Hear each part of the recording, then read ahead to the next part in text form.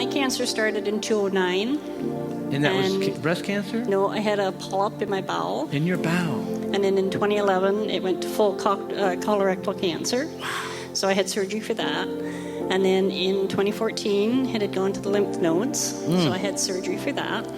And in May of 2015, they told me it had gone to my liver.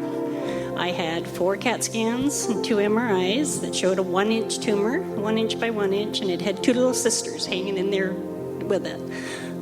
They said it's expense if I did okay, but there was a surgery I could have to have 60% of the liver removed. So they said we can take 60% of your liver out. And hopes that your liver will regenerate itself. But it was a risk. It was an 80% chance it might work, it might not. So I elected to have it done.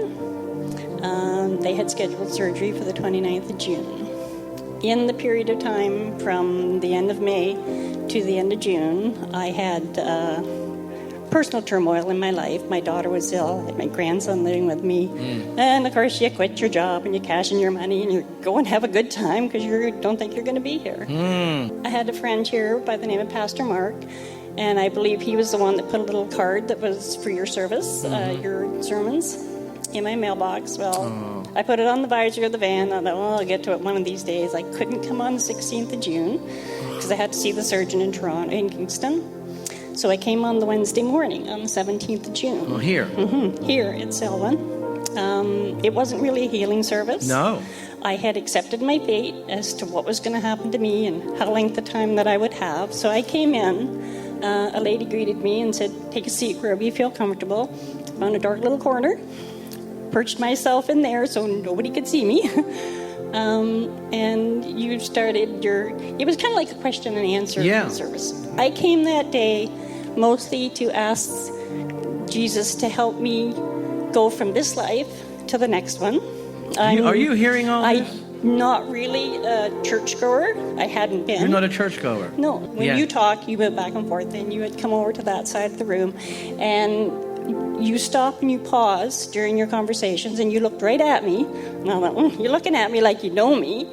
And then, I don't know, it was about 5 minutes later, a woman had her hand on my arm and saying, I'm really glad you're here. And I thought, where have I been? Like, I knew I was tired. I knew I was exhausted. But did I actually fall asleep? The service ended 10, 15 minutes later. And when I left, I felt there's nothing wrong with me. I honestly believed that whatever I was doing, it was right, and that I could just carry on. Pause a minute. See, when you place yourself in that atmosphere, what happened? She said something so quickly, you missed it. I know you missed it. She said, I just felt like, what happened in that? Something was deposited in her. Just by you sitting here. And if you get more faithful about it, then he puts more in you. Where you begin to think differently. My life just got busier. But as it got busier, I also knew in myself that I was fine. You got stronger. I did. So I had about 10 days out to my surgery. I didn't cancel the surgery because I was iffy. You know, am I really healed? Is it just me?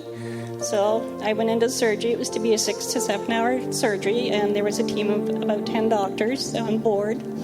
I got to Kingston at 6 a.m. in the morning, went in for surgery at 8, and Dr. Nanji had said to my husband, you just go and find yourself something to do, because these type of surgeries, you got to close up all the blood vessels, could take a long time. So Don, he went looking for old tractors or something like that. They went to give me the last sedative, and they said, don't worry, we'll take care of you. And I had looked up at the doctor and said, that's okay. I'm good. I'm already good.